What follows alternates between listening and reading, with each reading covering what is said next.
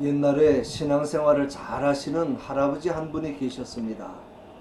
생활 환경은 넉넉하지 않았으나 늘 감사합니다 라는 말이 입에 붙어 있을 정도로 모든 일에 감사하는 분이었습니다. 그래서 마을 사람들은 그 할아버지를 감사 할아버지라고 불렀습니다. 한 번은 이 할아버지가 오랜만에 고기가 잡수고 싶어서 고기를 한 근 사가지고 집에 오다가 그만 돌에 걸려 넘어지고 말았습니다. 그러자 때마침 옆에 있던 개가 고기를 덥석 물고 달아납니다. 할아버지는 그 광경을 물끄러미 바라보다가 하나님 감사합니다 라고 기도하시는 것입니다. 지나가던 사람이 그 모습을 보고는 할아버지 고기를 잃어버렸는데 뭐가 감사합니까? 라고 물었습니다. 그러자 할아버지가 이보시오, 고기는 잃어버렸지만 입맛이야 그냥 있지 않소. 얼마나 감사한 일이오 라고 대답하시더랍니다. 생각해 보십시오. 고기가 중요합니까? 입맛이 중요합니까? 아무리 고기가 많고 산의 진미가 있어도 입맛이 없으면 아무리 먹어도 즐겁지 않습니다. 그러나 입맛만 있으면 언제든지 무엇을 먹어도 맛있게 먹을 수가 있습니다. 신앙이라는 것이 무엇입니까? 어떻게 사는 것이 믿음 생활입니까?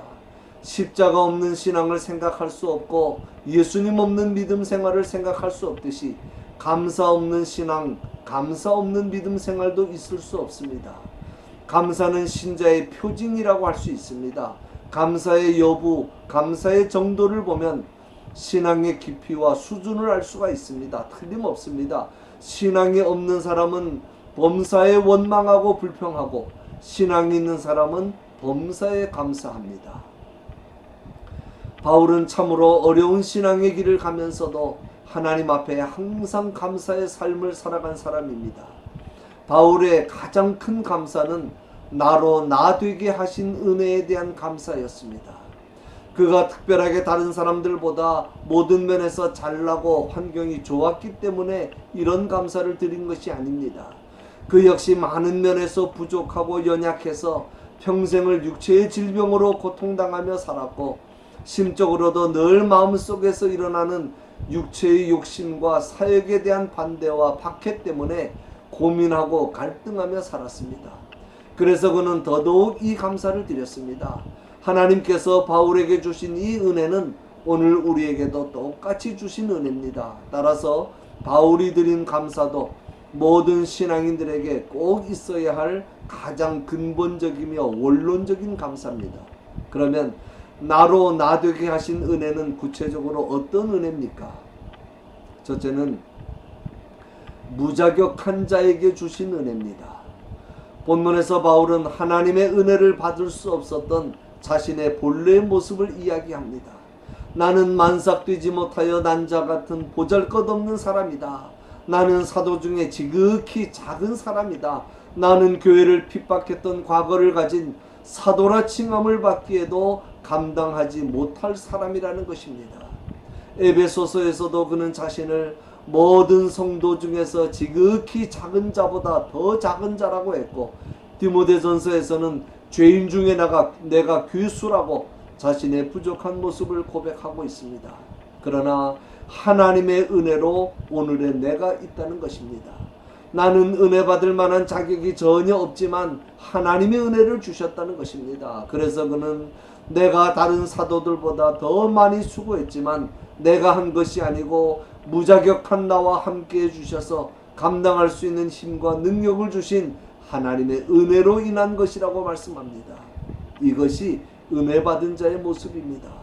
그리스도를 대적하고 하나님의 백성을 핍박하며 죽이던 자가 하나님을 위해 일하는 일꾼이 되고 하나님의 종이 되었다는 것은 하나님의 은혜가 아니고는 설명할 수 없습니다. 이런 은혜에 대한 감격이 그로 하여금 복음 전파 사역의 열정과 충성을 다할 수 있게 해준 것입니다. 저와 여러분도 마찬가지입니다.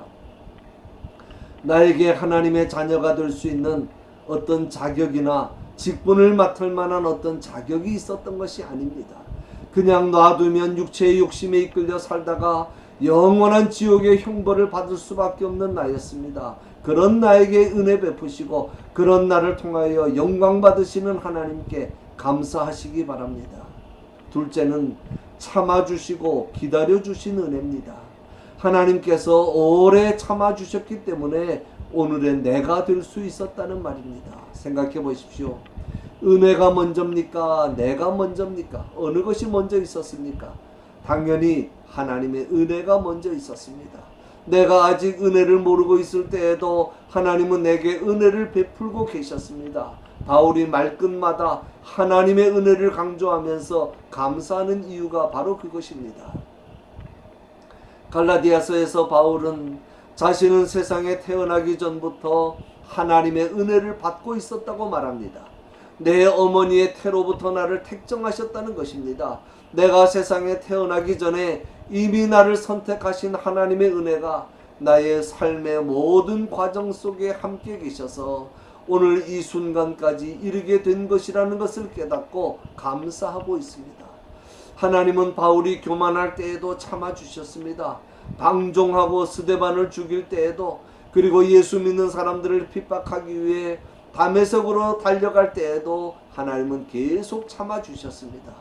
만일에 하나님께서 참지 않으시고 죄의 현장에서 즉결 심판을 내리시는 분이라면 이 땅에 살아남아 있을 사람이 과연 몇 사람이나 되겠습니까? 오래 참으시는 하나님이시기 때문에 오늘의 우리도 있는 것입니다. 셋째는 하나님의 계시를 주신 은혜입니다. 바울이 오늘의 바울이 될 수 있었던 것은 주님의 음성을 직접 듣게 하시고 깨닫게 하시고 전하게 하신 하나님의 은혜로 인한 것이라는 말씀입니다. 지금도 우리가 말씀을 듣는 것, 성경 말씀을 통하여 은혜 받고 설교 말씀을 들으면서 마음의 은혜 되는 것, 이것이 진짜 은혜입니다. 이거 아무나 받는 은혜가 아닙니다. 들어도 깨닫지 못하는 사람이 얼마나 많은지 모릅니다. 그런데 하나님은 이 은혜를 우리에게 주셔서 오늘의 저와 여러분이 되게 하셨습니다. 말씀이 들리지 않고 말씀을 깨닫지 못하는 사람은 버림받은 자요 가장 불쌍한 자입니다. 오늘도 하나님께서 나에게 계시의 영을 주셔서 나로 하여금 말씀을 깨닫게 하십니다. 이 얼마나 감사한 일입니까? 하나님의 은혜가 아니면 될 수 없는 일입니다. 결론입니다. 하나님께서 하필이면 왜 나 같은 것을 부르셨습니까?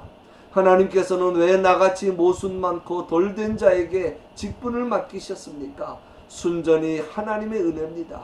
자격 없는 자에게 자격을 주시고 쓸모없는 자를 쓸모있다고 인정해 주셔서 직분을 맡기신 하나님의 은혜입니다.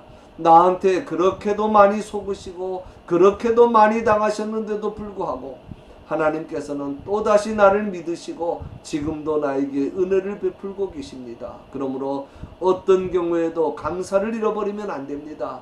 저주와 사망에서 구출해 주시고 오늘 이 시간까지 내 삶을 주장하시며 날마다 나를 잔잔한 물가와 푸른 초장으로 인도해 주시는 하나님의 은혜에 감사하시기 바랍니다.